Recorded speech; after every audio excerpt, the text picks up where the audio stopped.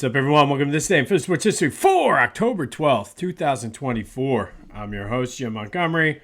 Welcome to a Saturday edition, kind of a low-key Saturday, not necessarily what we expected with the Phillies ruining the week pretty much, but we got some good things going on, so hopefully that will make up for it. A few housekeeping notes before we get in. I want to wish my wife a very happy 12th anniversary. A dozen years. It's crazy. The day of our wedding, I woke up with a sty on my eye. Lo and behold, today, 12 years later, there's a sty in my eye. So I guess it's the circle of life, if you will. But anyway, happy anniversary, 12 years. Be sure to follow me on social media, Jimbo_Mott at Twitter and TikTok. On Instagram at PhillyJimbo. Be sure to subscribe to the YouTube channel and then spread the word. That's a Jimbo_Mott, but I've been saying it. But if you're enjoying this, likely there's someone in your circle who will too. We're continuing to spread and grow this thing as the days pass, as the weeks pass. Lots of good things on the horizon as well. So subscribe to the YouTube channel and spread the word. Working with the Philadelphia Sports Hall of Fame, getting ready for the induction ceremony in November. Any information you need for that is in the description, including bios of the inductees, ticket information. Still not too late to be a sponsor. Donate something, whatever you got going on. All of that information is there, and we are looking forward to that. Let's start with a recap of yesterday's question of the day. We did our Flyers preview, and I asked you, will the Flyers make the playoffs? 90% of you said no. And again, I do think it's going to be one of those things that comes down to the end, and it's going to be close. But a lot of the analysis of that, as all of you were saying, I totally agree with, that the Flyers will be better than they were last year. They will probably have more wins, probably have more points. It's just the East is so deep and so tough. So they could sneak in there, though, and to me, it's like, why not? And along those same notes, I told you yesterday about the season-long bet at 88.5 points, and I liked the over at 88.5. A few of you pointed out to me, and then I went back and looked at my account and realized the same thing. The over-under was at 85.5. So if you were able to get any number between 85 and 88 for the Flyers' total points, that's a good bet. I'm not sure where all the other sports books are now since you started. I know DraftKings had some up. I didn't see the Flyers, but if you can get anything between 85 and 88 over for the Flyers' total points, take it. It'll give us something fun to watch as we go through the season. The team's going to be fun, but it's always something special when you have a little bit of money on it. But thank you, as always, for participating in the question of the day. There'll be another one coming up very, very soon. And let's stick with the Flyers. I'm not sure how many of you stayed up late to see this. I, for one, did not. But they opened up the season with a 3-2 shootout win over the Vancouver Canucks. Tyson Forrester and Cam York both had goals. There was also a power play goal. We talked about this yesterday in the Flyers preview, that they had the absolute worst power play in the league. Off to a good start to start the season. Sam Ersson was good in goal. Jet Luchenko and Matvei Mishkov, they had some mixed results. They're rookies. That's what's going to happen. But I was watching some of the replays, and there were some very, very good plays. I think the two of these guys are going to be trouble. Mishkov Mania is running wild. It looked like it was a fun game to watch. I'm looking forward to when they get back from this 5-game West Coast trip to watching more hockey. They're back at it tonight out in Calgary. Another game they very well could win or at least get some points from. So at this point, we just want that Flyers points total to go up. And whether you got it at 85, 86, 87, or 88.5, just keep piling up those points, Flyers. But that does lead us to today's question of the day. We're going to stick with the Flyers since it's opening weekend for them.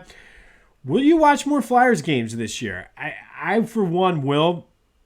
I'll be honest, I did not watch as much as I thought I was going to last year. It was kind of like an ebb and flow season. But just from what I've seen so far in replays, and I've not yet been able to watch a game live between the rookie games and any of the preseason games, And then the one game I did watch, Mishkov didn't play.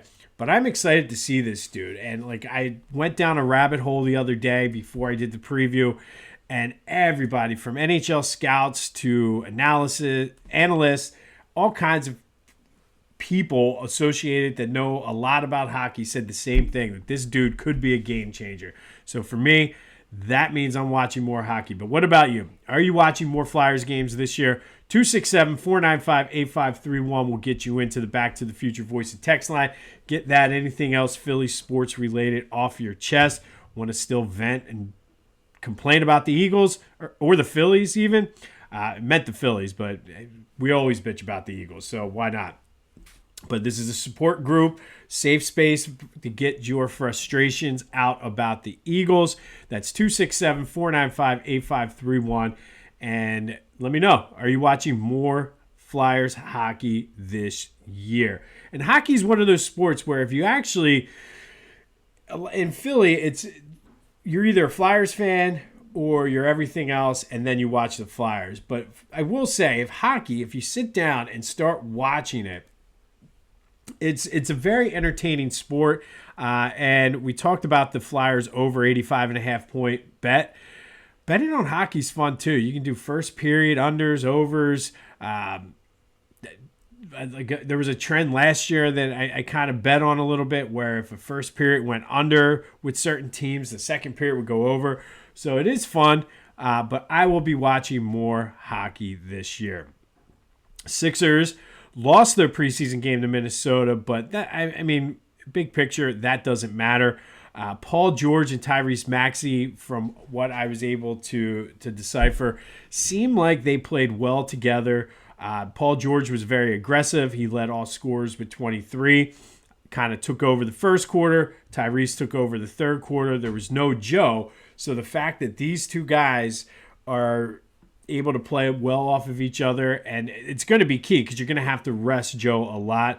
But a good start for the NBA preseason for the Sixers. Just setting it up for Lucy to take that football. But listen, let me be excited now because I'm trying to move on from the Phillies. It's only a matter of time before the Eagles disappoint me. At least let me have the Sixers until January, maybe. I don't know. Be sure to check out my boys over at the Clashing Conferences podcast. Doing great things. Both episodes were outstanding this week, the baseball and the football. Basketball is around the corner. That is available wherever you get your podcasts, as well as on YouTube. And then go to Philly Goat. Get flyered up, get Sixered up, get ready for Eagle season. If you want to live in the past, buy some Red October gear. Whatever you need, they got you covered. And it's never too early to start thinking about Christmas shopping. I'm telling you, those canvas loafers do make a good gift. Even though the Phillies disappointed us, the Schmitties and the fans were two of my go-to shoe selection choices this year. So go to Philly Goat. Be sure to use the promo code Jim Montgomery to take 10% off your order. That's phillygoat.com. Promo code Jim Montgomery to take 10% off your order. All right, some Phillies news. I saw that Dave Dombrowski and Rob Thompson are going to be speaking to the media on Tuesday, sort of the post-mortem. I'm not really expecting them to give us much, but I'm anxious to see maybe you can decipher or decode something they say. There's a lot of big decisions to be made, and like everybody I was speaking to, kids were out playing basketball yesterday, so I was talking with my neighbor.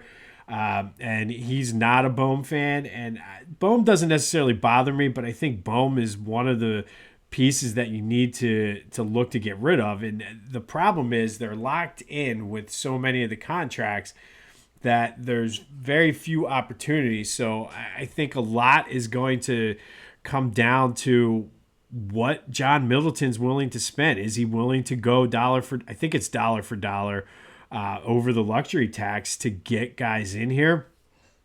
I mean, he's saying the right things. He's going out there and saying, I want my effing trophy back, but just how bad do you want it? Are you willing to basically go out and buy it?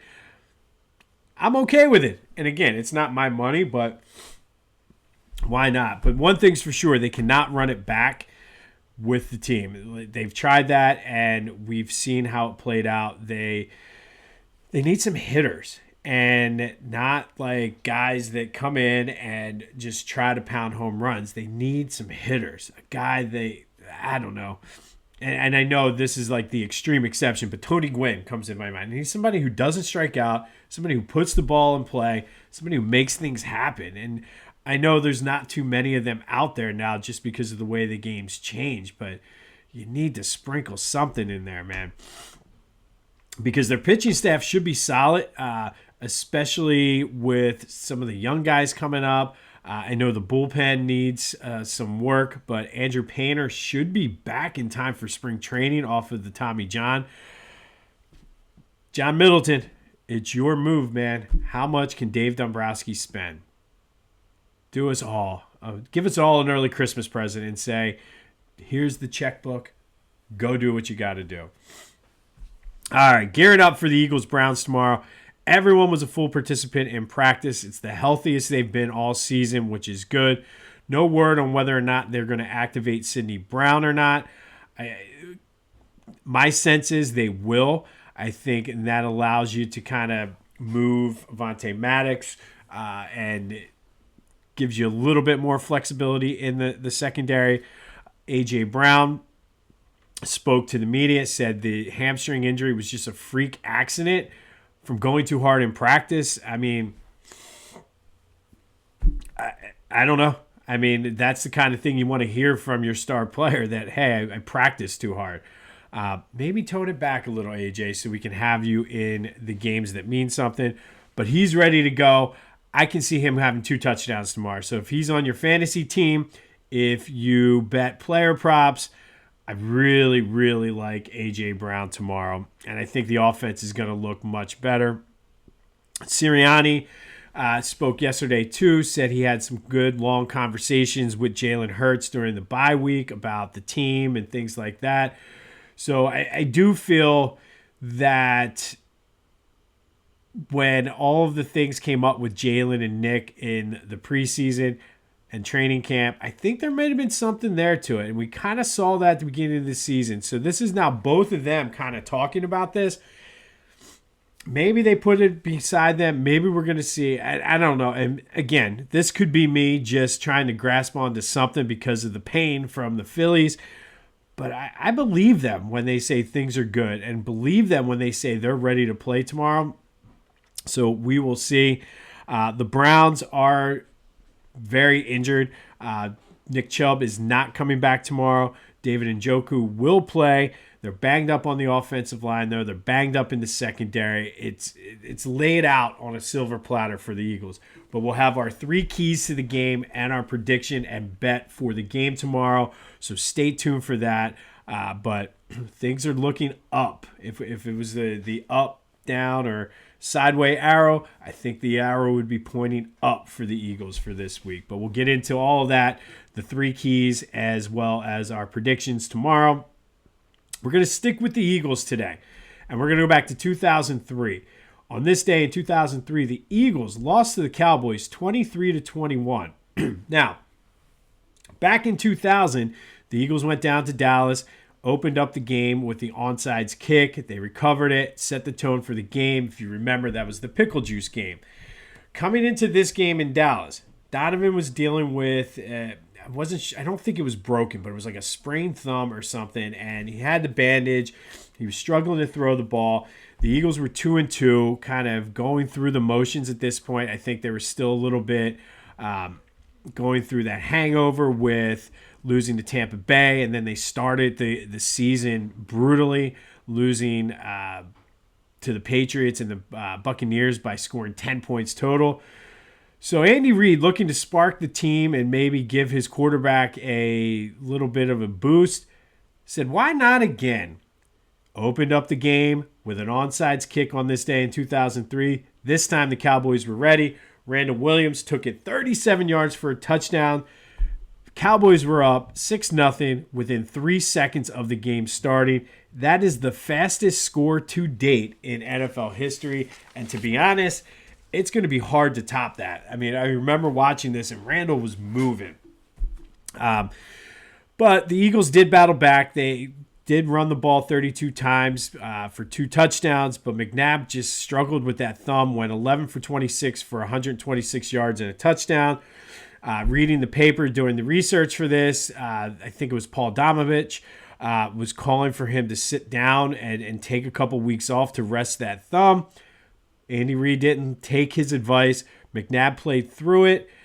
Although it was a struggle the first couple games, the Eagles did go on to win 9 straight after this Cowboys loss, finished 12-4, number 1 seed, and this was the Panthers' year. But again, we all know how that ended up turning out. And again, there's a lot. I mentioned this yesterday, and not to pile on the Phillies, but it's still a fresh wound.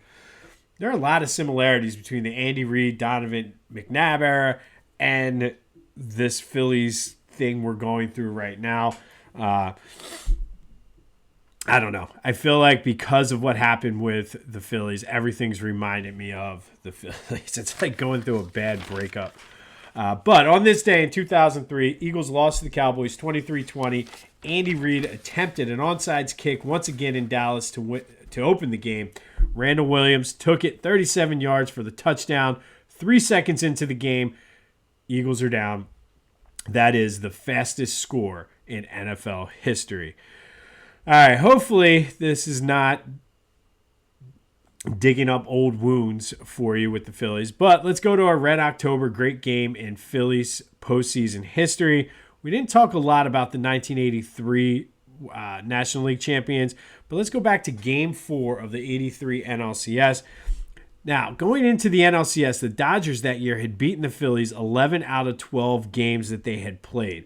So they came in thinking they were going to roll over the Phils. Well, they split the first 2 games in Dodger Stadium. The Phillies winning the first one, Dodgers winning Game 2. Phillies came back home, won Game 3 7-2, and looked to clinch for Game 4, their second National League pennant in 4 years. This was a team that was known as the Wheeze Kids. They had 9 guys over 30. I think they had a handful of guys over 40. But they came in hot, and it goes back to what we talked about with the Phillies and the Mets. You have to be hot at the right time in Major League Baseball. And this is even going back now to the 80s. They came down through September and October at 23-8. And Game 4, they were not going to be denied. Gary Matthews, Sarge himself, hit a 3-run shot in the bottom of the first. Steve Carlton gave up a run in the 4th, but then Mike Schmidt doubled in Pete Rose and then scored on a fielder's choice in the 5th. And everybody's favorite, Sixto Lezcano, which I completely forgot about that name. And yes, that is his name, Sixto Lezcano, hit a 2-run homer in the 6th. The Dodgers would get one back in the 8th, but it was Phillies winning 7-2. Winning the series 4-1. They would go on to play the Baltimore Orioles in the World Series, in which they would win Game 1 and then lose 4 straight. But on this day, or not on this day, that's a whole different thing. This is our Red October. See, the Phillies got me so messed up, I don't even know my own segments. This is our Red October, great game in Phillies postseason history. Game 4, the 83 NLCS. Phils win 7-2. Clinched the pennant thanks to Gary Matthews and Sixto Lezcano hitting a 3-run and a 2-run homer. Steve Carlton was good, even though he was starting to get old. But 7-2, Phils win Game 4 of the 83 NLCS. On this day in 2003, Eagles lost to the Cowboys 23-21. Andy Reid attempted once again in Dallas to open the game with an onside kick. Randall Williams took it 37 yards. All of a sudden, Eagles down 7-0, 3 seconds into the game. Fastest score in NFL history. We will have our 3 keys and our Eagles prediction tomorrow. Flyers Flames tonight out in Calgary, another 10 p.m. start. If you can still get in the Flyers over point bet, anything between 85 or anything under 88.5, take it. And it'll give us something fun to watch as we go through the Flyers season. But it looks like it's going to be a fun season to watch the Fly Guys. Be sure to let me know. Are you going to be watching more Flyers because of the young guys they have in Jet Luchenko and Matvey Mishkov? I know I will. 267-495-8531. That is the Back to the Future voice and text line. No kids' sports today because of a big soccer tournament, so we're going to the pumpkin patch. Go have yourselves a Saturday. This has been This Day in Philly Sports History for October 12th, 2024. My name is Jim Montgomery, and until next time, I'll see you when I see you.